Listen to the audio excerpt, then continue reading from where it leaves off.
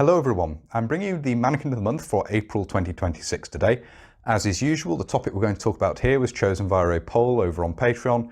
It's the corporal tier over there which gets the opportunity each month to vote on what's going to be covered in Mannequin of the Month. And topping the poll for April 2026 is the kit we have here, the kit of a British soldier on patrol in the Federation of South Arabia in 1966, or circa 1966, certainly mid-1960s. When people think of sort of the Aden emergency and the colonial situation in Aden and the withdrawal from Aden, they often think of the events of 1967 in the port of Aden itself.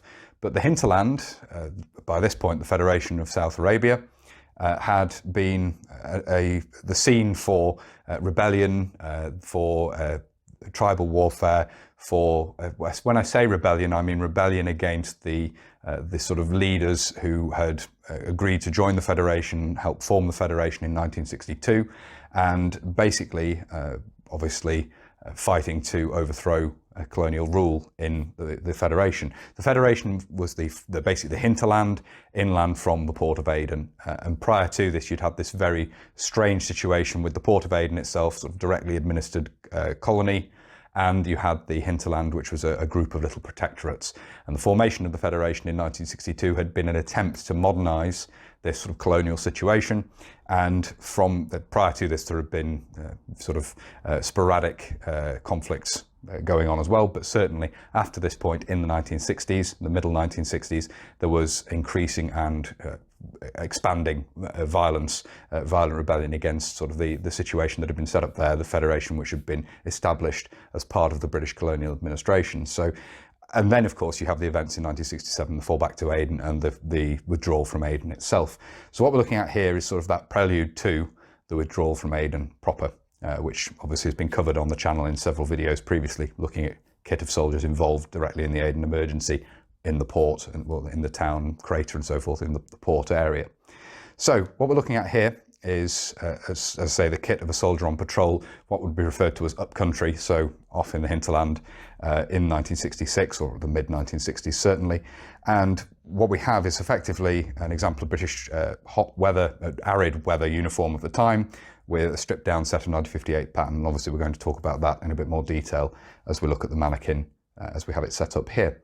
Starting at the top as we normally do, we have the khaki drill version of the British jungle hat, which of course had been standardised on in the post-war years as the sort of standard hot weather hat in green for jungle or green hot weather environments, and then in the sand, the khaki drills we have here for use in arid hot weather environments. So it's the standard British hat, hot weather hat, which we've actually looked at in a video, the evolution of this design of hat previously on the channel.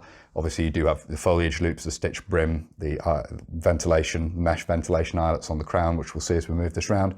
It's the standard design of British hat from this period. The shirt worn is a British wool shirt, the 1950s. It's a 1950s vintage shirt.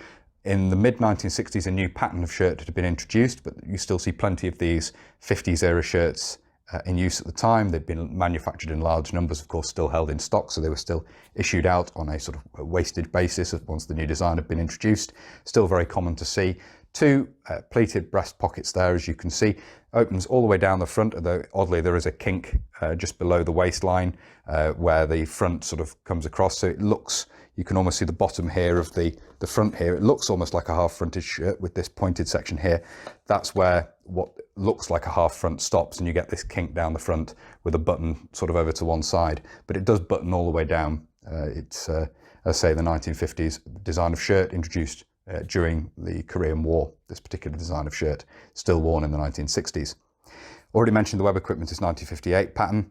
You can see here the yoke supporting the belt attached directly onto the ammunition pouches. As you can see, these are first issue ammunition pouches with the stiffened side to the lids, as you can see there. A little bit worn, these examples. They need a little bit of repair work doing to them, which I will get round to at some point. But we have the right and left ammunition pouches there attached to the standard 1958 pattern belt, as you can see. And in addition to the ammunition carried in the ammunition pouches, we have a belt of 100 rounds of linked 7.62 NATO ammunition carried around the body here, as you can see. Quite common to see with men on patrol. As you'll see, this is ammunition heavy and otherwise light on other equipment. Even in terms of water carriage, there is only one water bottle, as we'll see as we move this round. So heavy on ammunition, light on everything else.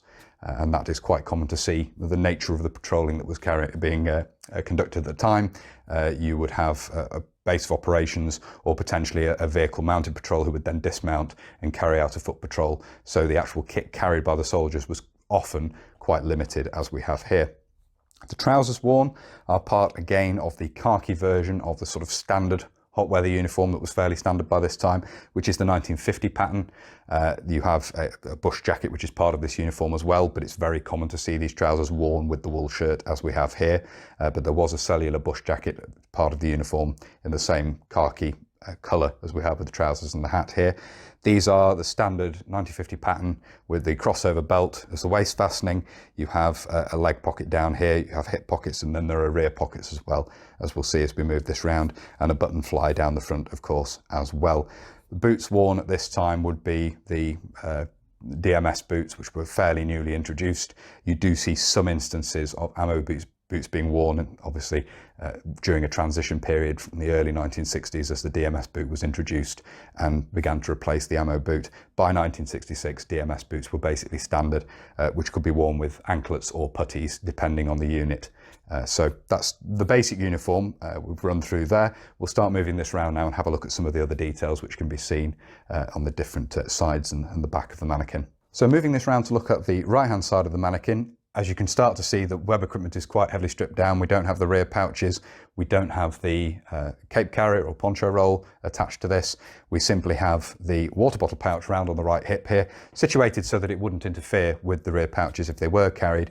This is a common set, sort of stripped down set of equipment that you see on this sort of patrol. In certain instances, more equipment be carried, more of the web equipment be carried, but it's very common to see men with literally just ammunition and water, and in this case just one water bottle carried around on the hip there, as you can see.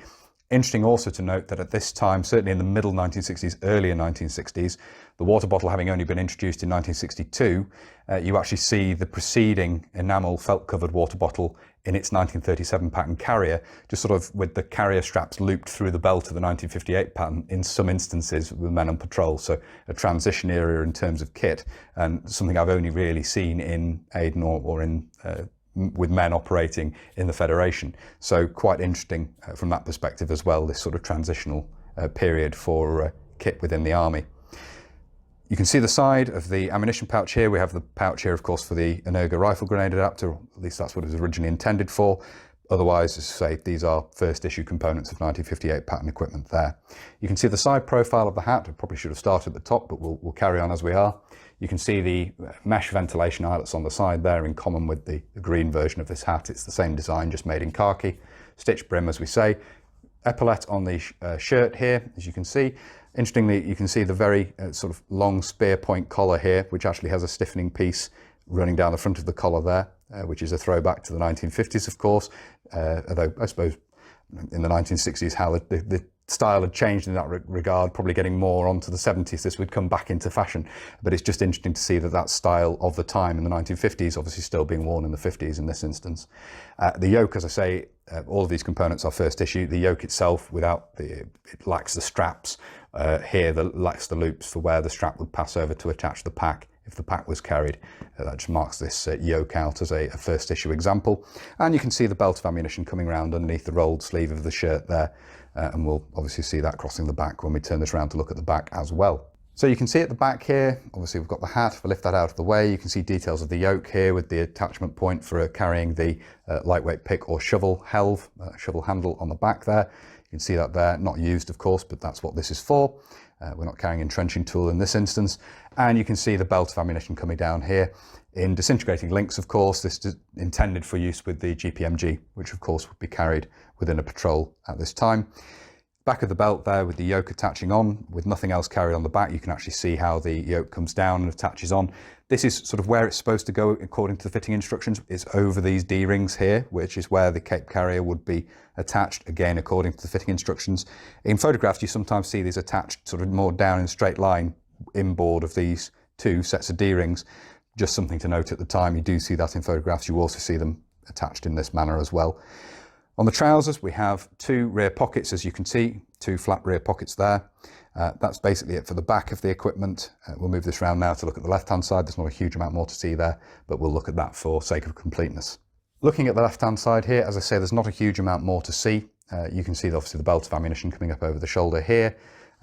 The other side of the equipment here, we don't have anything else carried. We do have the loops here for a bayonet, if a bayonet were carried. Again, it depends on specific patrol, specific unit as to whether or not bayonets were carried. In this case, we don't have it, but it does show the loops there on the side of the pouch for where the bayonet would be carried. And you can see the eyelets on the belt here, which is how the 1958 pattern belt adjusts. There's a hook on the double back section that hooks into these to adjust the size of the belt, of course. So that's what those are there. And that's pretty much it. There's nothing else really to see on the left-hand side here because of the sparse kit that is carried.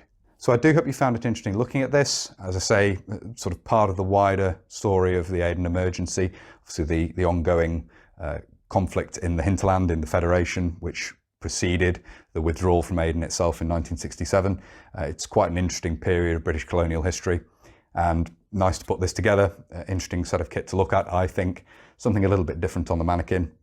And as I say, part of that overall story, say the videos I've made sort of talking about Aden previously, I think I have made one looking at the very late 50s, early 60s Mannequin setup previously, but in most of the other videos I've made have sort of focused on the Aden emergency in Aden itself in 1967. So again, nice to sort of fill in a little bit more of that story in terms of kit worn and used, looking at this Mannequin in this video today. As I say, I do hope you found it interesting. If you have and you'd like to see more of this sort of thing, please do consider subscribing to the channel if you haven't already. And whether you're newly subscribing or you've previously subscribed, please do make sure you hit the little bell, the notification button down below, and that will of course alert you when I upload future videos. If you really like my uploads and you would like to support the channel, you can. Both Patreon and PayPal are linked down below. And as I always say, a huge thank you to everybody who supports the channel using those 2 methods. It really is greatly appreciated. Thank you all very much indeed. And of course, as I said at the start, it's the corporal tier over on Patreon that gives you the opportunity to vote on what's going to be covered in Mannequin of the Month each month. If you'd like to follow the channel on social media, you can. Facebook, Instagram and Twitter are all linked down below, and there will be photographs of this posted up over there as well. And if you'd like to get in touch with me, but you don't really use social media, there is also an email address in the description as well. That's everything for this video. So until next time, bye for now.